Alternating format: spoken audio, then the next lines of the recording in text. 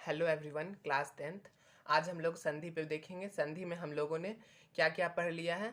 व्यंजन संधि जो दो प्रकार के हमें क्लास 10th में पढ़ने हैं वो हमने देखा है, और विसर्ग संधि जो दो प्रकार के पढ़ने हैं उसमें हमने उत्तम देख चुके हैं। और आज हम सत्वम पे बात करेंगे, जो कि क्लास 10th में 4 तरह के संधि पूछे जाते हैं। प्रथम वर्गीय तृतीयाक्षर, प्रथम वर्गीय पंचमाक्षर, ये हमारे व्यंजन संधि में आएंगे, और विसर्ग संधि में हमें उत्तम और सत्वम पूछे जाएंगे। तो हमने उत्तम पे डिस्कस कर लिया था। आज हम लोग सत्वम के बारे में देखेंगे। सत्वम का पहले हम नियम जान लेते हैं, इसका डिफिनीशन जान लेते हैं। एग्जाम में कभी भी आपसे डिफिनीशन नहीं पूछेगा, संयोज्य और विच्छेद पूछेगा संधि का, इससे अलावा कुछ नहीं पूछेगा। तो चलिए देखते हैं, इसका डिफिनीशन जान लेते हैं। डिफिनीशन जान लेंगे जिससे कि हमें आसानी होगी पढ़ने में। चलिए, समझने में आसानी होगी। चलिए डिफिनीशन देखते हैं। यदि विसर्ग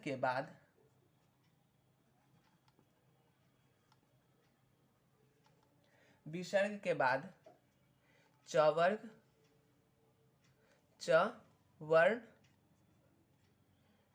टवर्ण, चवर्ण, टवर्ण, या यहाँ पे चवर्ग का प्रथम वर्ण भी लिख सकते हैं, चवर्ग भी लिख सकते हैं। चवर्ग या चवर्ग का प्रथम वर्ण या चवर्ण लिखिए। चवर्ग, चवर्ण, टवर्ण और तवर्ण आए तो विसर्ग का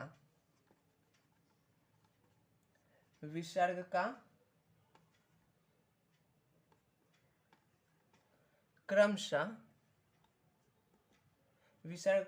क्या हो जाएगा? स हो जाएगा, तलवेश स, मूर्धन्य स और दंत स हो जाता है। अब हमने डिफिनीशन जान लिया। अब इसे किसी उदाहरण के द्वारा समझते हैं। यथा, जैसे को संस्कृत में यथा कहते हैं। एग्जाम्पल, यथा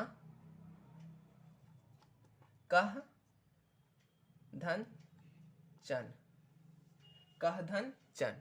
अब देखिए यहाँ पे ये हमारा विसर्ग है और ये हमारा चवर्ण आया, चवर्ग का प्रथम वर्ण चवर्ण आया, चवर्ण। अब यहाँ पे विसर्ग है तो ये विसर्ग किस में कन्वर्ट हो जाएगा? अगर च वर्ण रहे तो ये तालाबेसा स हो जाएगा, ट वर्ण रहे तो मूर्धन्य स हो जाएगा, और त वर्ण रहे तो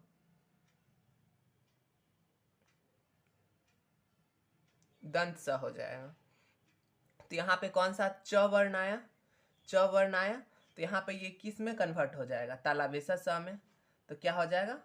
यहाँ पे च है तो ये च नहीं कन्वर्ट हो जाएगा, विसर्ग हमारा चेंज हो जाएगा तालाबेसा स में।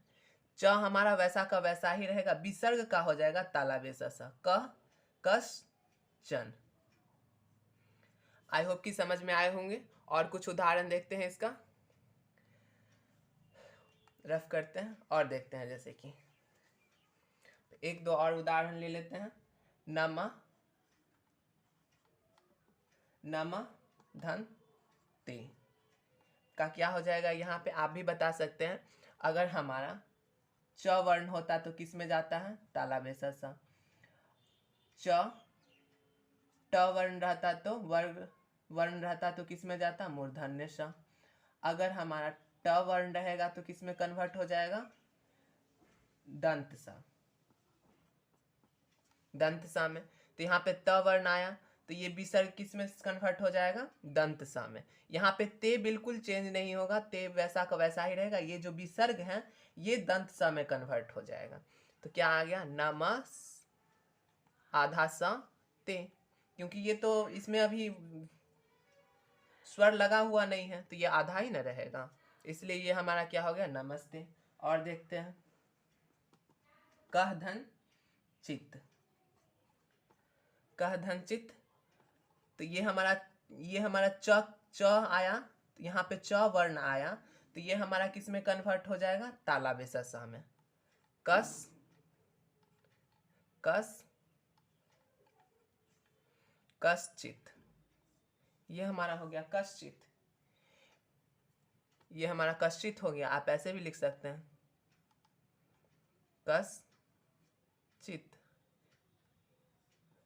आई होप कि समझ में आए होंगे। हमें इसमें सत्वम में ये ध्यान रखना होता है और उत्तम में विसर्ग के बाद, यहाँ पे विसर्ग है और यहाँ पे उत्तम में दो तरह के होते हैं, विसर्ग से पहले अ हो और विसर्ग के बाद अ हो।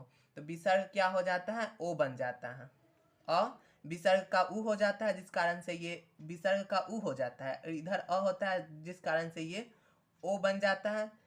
और यहाँ पे जो ये वाला विसर्ग इधर अ जो होगा उसका अवग्रह हो जाता है, आधा अ। समझ में आए। और दूसरा में उत्तम में क्या होता है, यदि विसर्ग के बाद किसी भी वर्ग का, क वर्ग हुआ, च वर्ग हुआ, ट वर्ग हुआ, त वर्ग हुआ, प वर्ग हुआ, किसी भी वर्ग का तृतीया, चतुर्थ या पंचम वर्ण रहता है तो वो विसर्ग किस में कन्वर्ट हो जाता है, वो ओ हो जाता है। ठीक है।